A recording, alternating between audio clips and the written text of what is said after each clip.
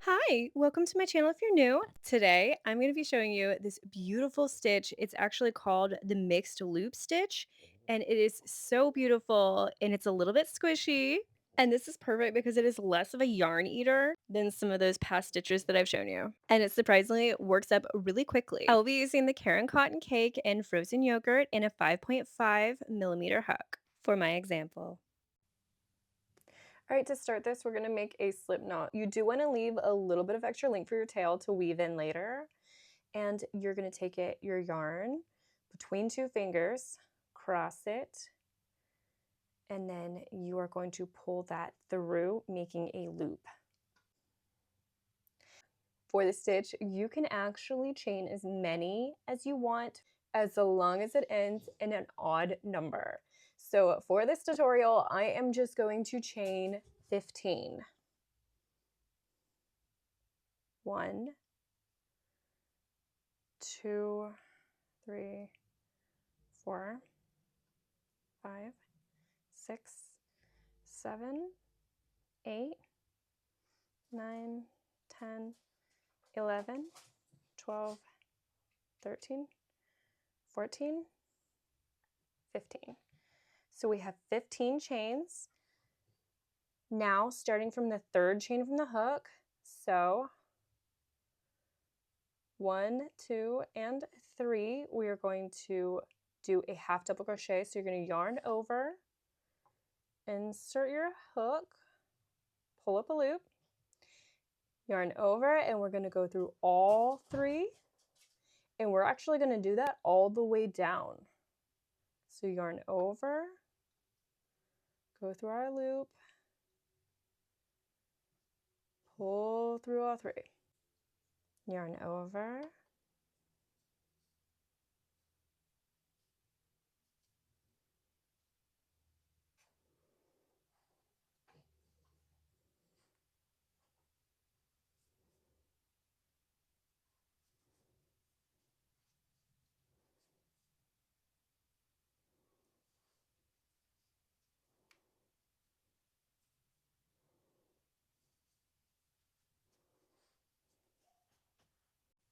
so as you can see, I have 13, so you should have just lost 2 of your stitches because we worked into the third one. It's very important that you still have an odd number.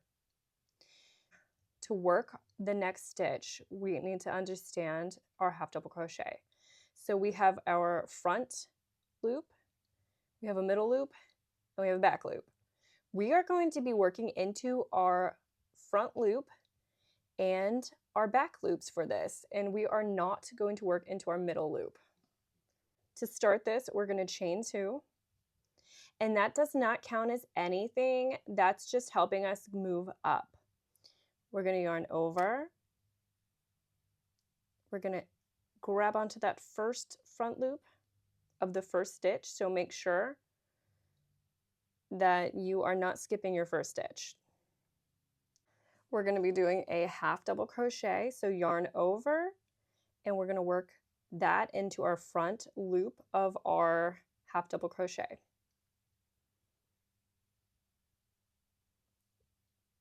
Yarn over and pull through, and we are actually going to be doing half double crochets for this entire thing. Yarn over now, and that was our first stitch, so this is going to be our next stitch, this one right here, and we're going to be working behind it in the back loop, doing a half double crochet. Now we're going to do the front loop. So just make sure you are not skipping a loop or it will be uneven. Back loop, yarn over,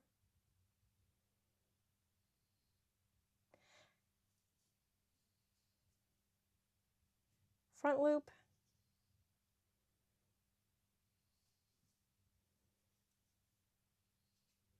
back loop.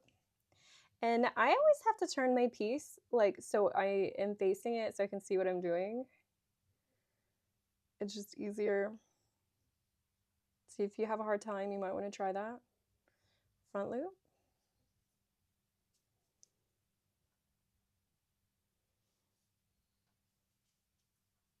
And honestly, the stitch actually works up really quickly. Back loop, front loop,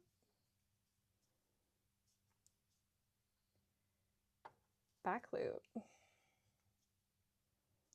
And we should be ending in a front loop right here.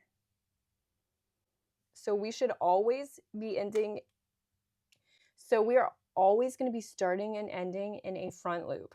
So now we're going to chain 2, turn our work, and we're going to yarn over, and you can clearly see that this is our first half double crochet, and that is where we're going to do our first stitch. And we're literally just repeating that all the way until we're finished.